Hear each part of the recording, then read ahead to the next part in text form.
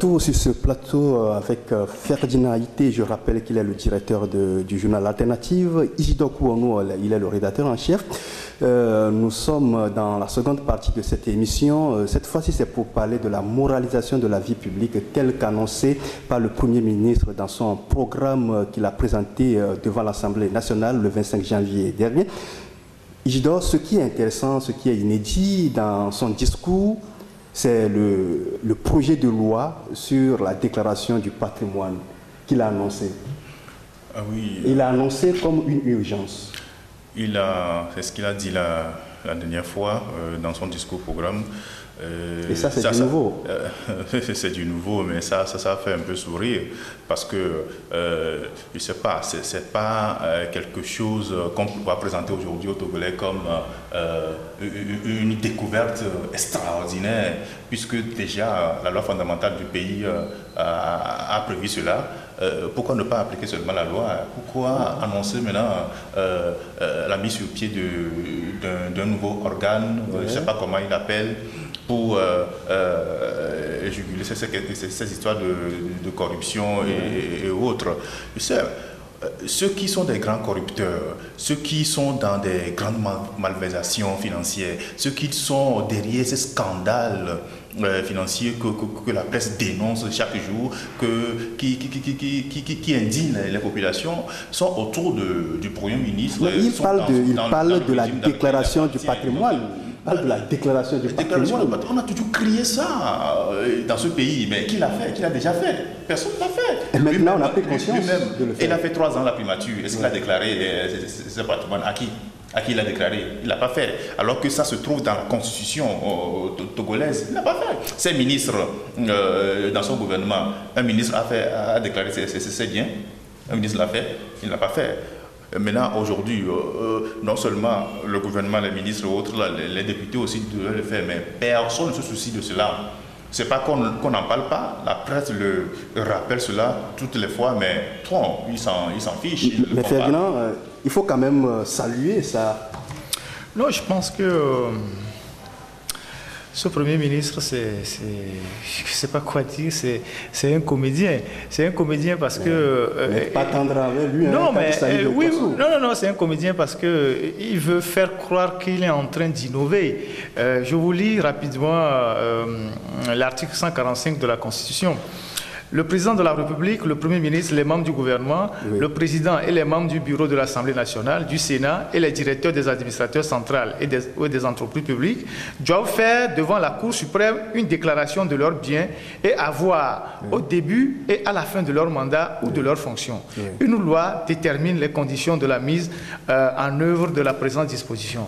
C'est quand même incroyable. Ces types-là sont au pouvoir depuis... bientôt 15 ans. Est-ce que M. Faure Gnassingbé, une fois, a déclaré ses biens conformément à la Constitution? Jamais.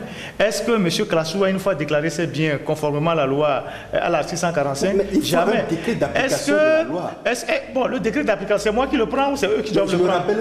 Est-ce que c'est moi qui le prends, mais c'est eux qui le prennent? Adi avait initié un tel projet à l'époque. Moi, j'étais à l'investiture du président Marc Kaboré et le Burkina Faso. C'est à l'investiture et devant tout le monde qu'il a, après avoir lu les phrases sacrées qu'il faut pour l'investiture, qu'il a remis au président de la Cour constitutionnelle, je ne sais pas comment il appelle chez eux, dans une enveloppe, la déclaration de ses biens.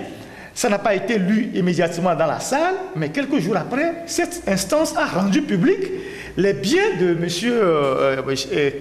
Kaboré, jusqu'aux chèvres et aux fermes qu'il détient. Au Niger, ça s'est passé. Nous sommes là depuis 15 ans, ou presque 15 ans. M. Faure Gnassingbé n'a jamais respecté la Constitution. Conséquence, tout le pays baigne dans la corruption.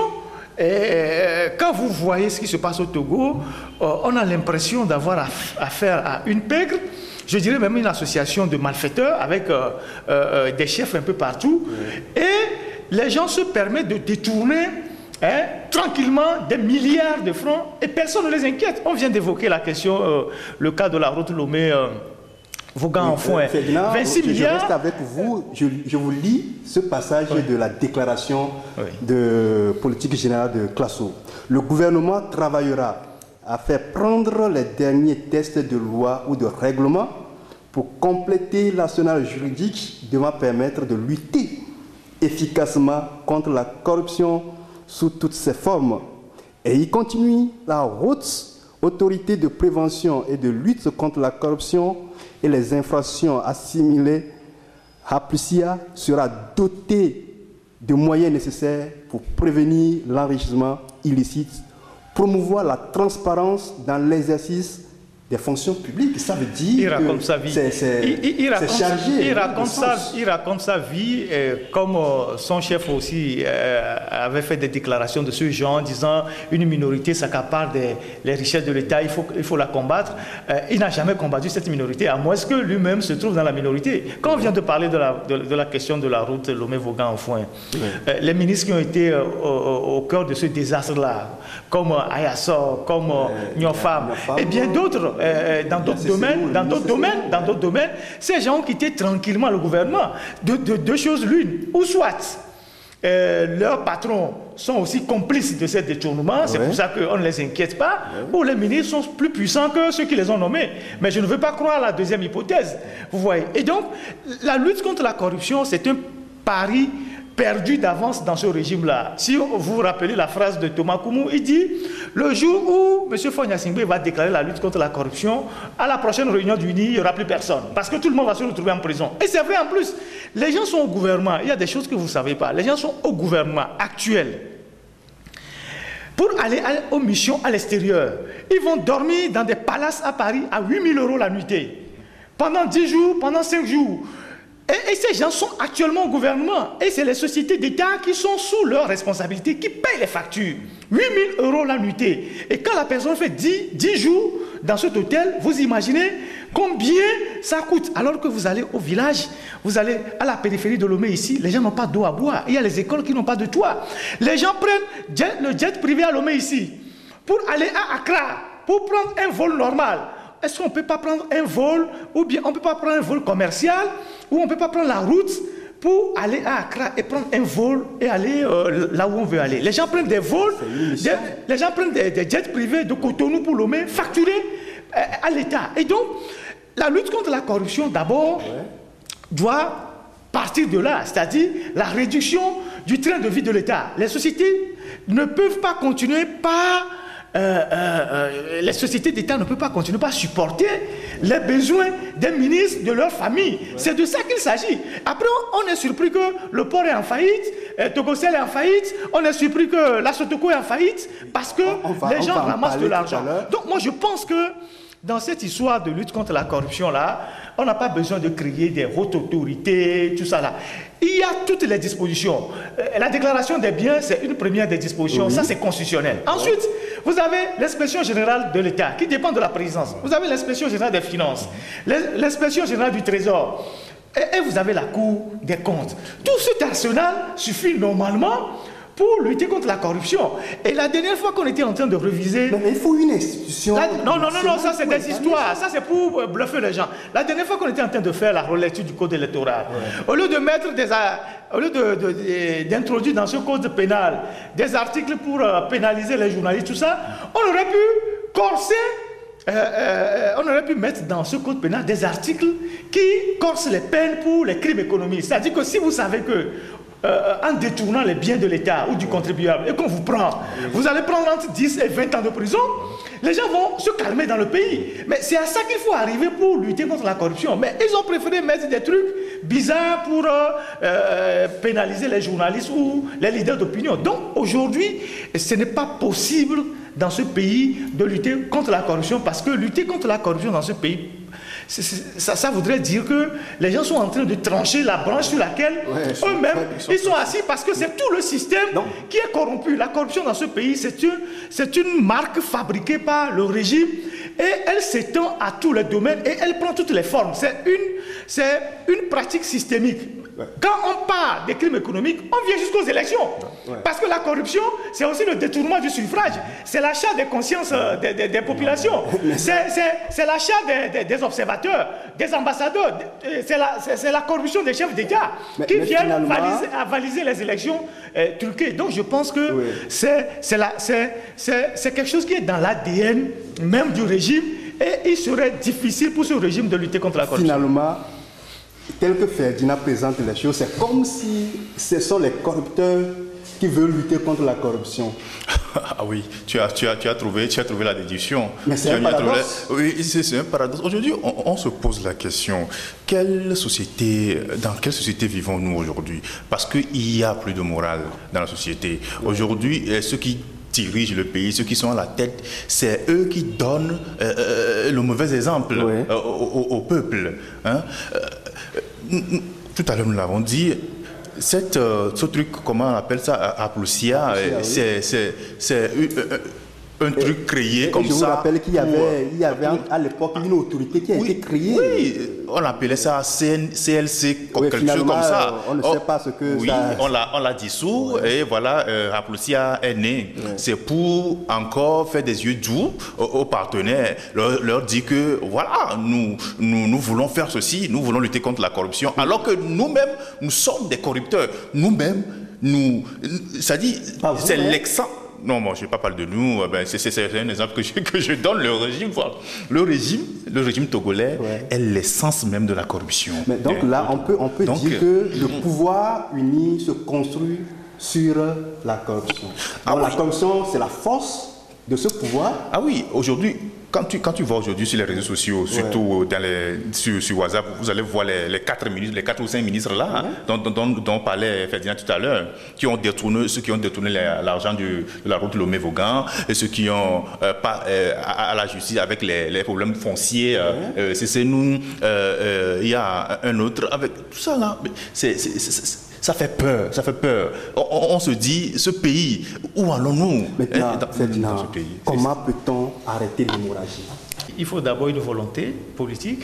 Il n'y en a pas. Et si la volonté manquait? Il n'y en a pas parce qu'il ne peut pas en avoir parce que la corruption est substantielle même du régime. Donc ils ne peuvent pas lutter contre la corruption parce qu'eux-mêmes baignent là-dedans.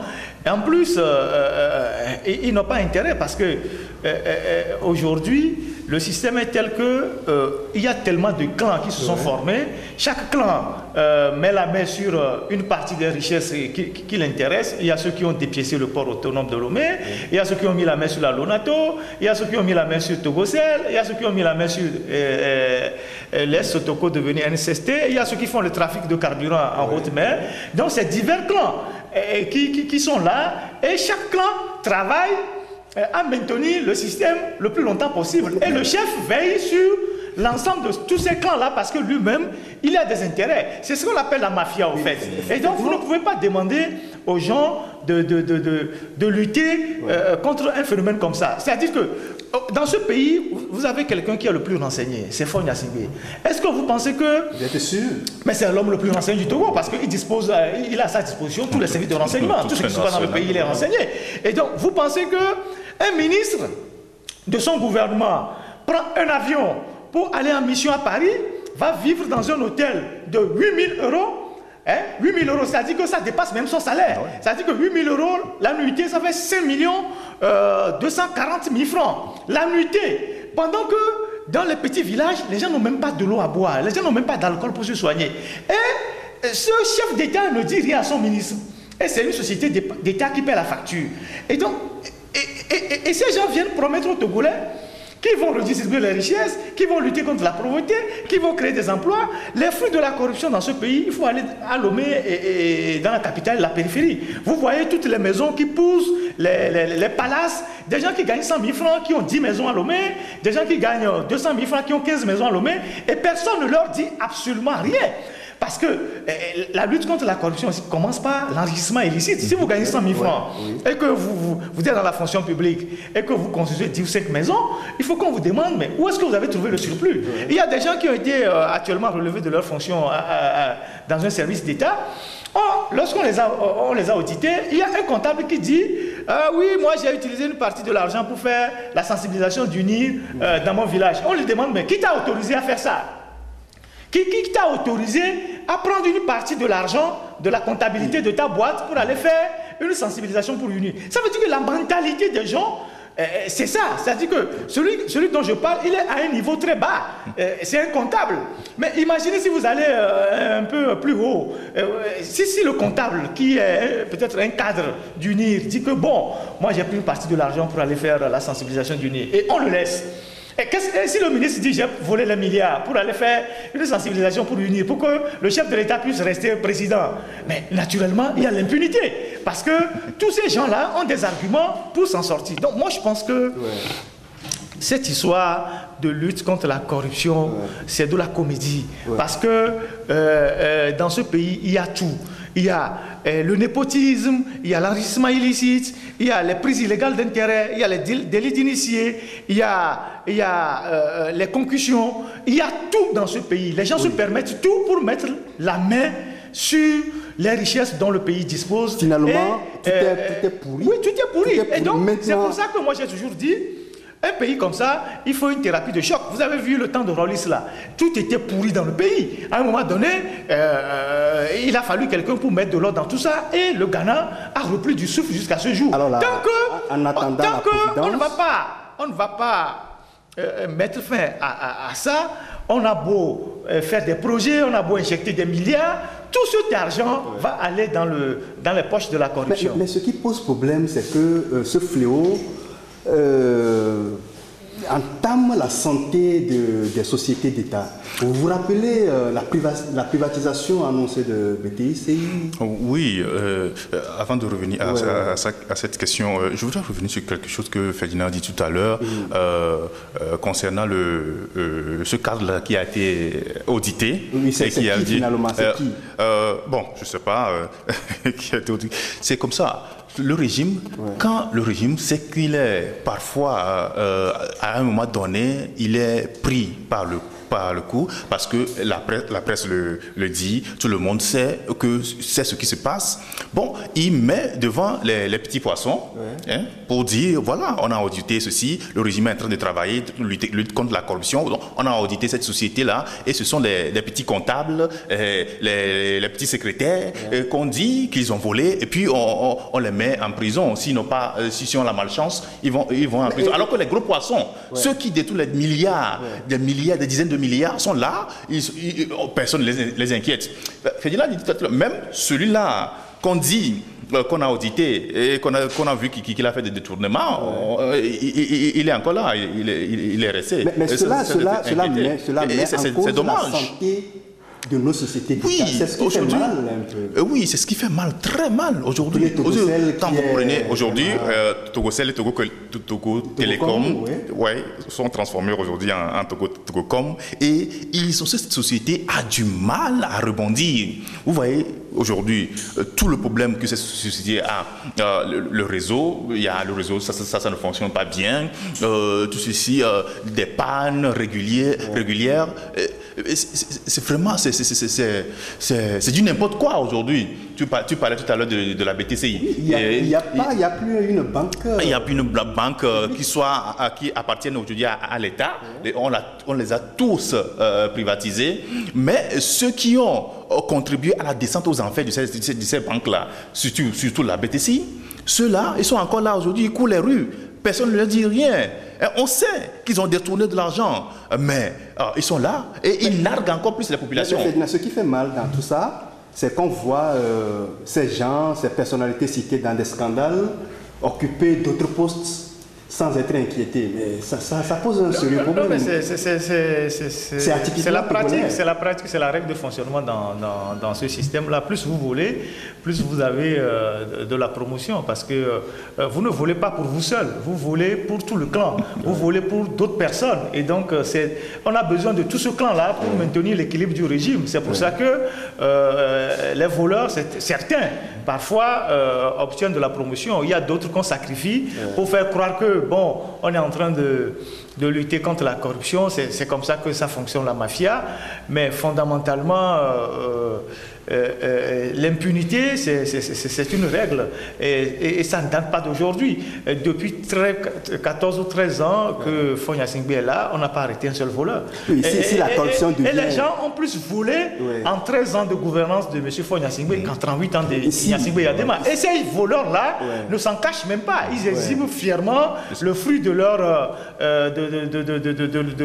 de leur délit en face du monde entier, en face des populations. Les gens achètent des voitures de 100 millions, ils conduisent sur des routes à Lomé, des gens construisent des maisons, des palaces. Ils sont à Lomé, personne ne les inquiète. Donc, ça pousse d'autres à faire la même chose. Justement, donc, si la corruption, l'impunité deviennent des normes, quel citoyen peut-on espérer demain? Mais attendez, les 50 ans de règne de père en fils ont renversé l'échelle des valeurs. Aujourd'hui, nous sommes carrément dans l'anti-valeur. Et qu'est-ce que les gens disent parfois à leurs enfants à la maison? Toi aussi, va prendre un peu d'argent, tu vas vivre, il faut laisser les gens. Et c'est depuis, et les gens racontaient ça, quand il y avait Yadema qui distribuait l'argent sous les arbres.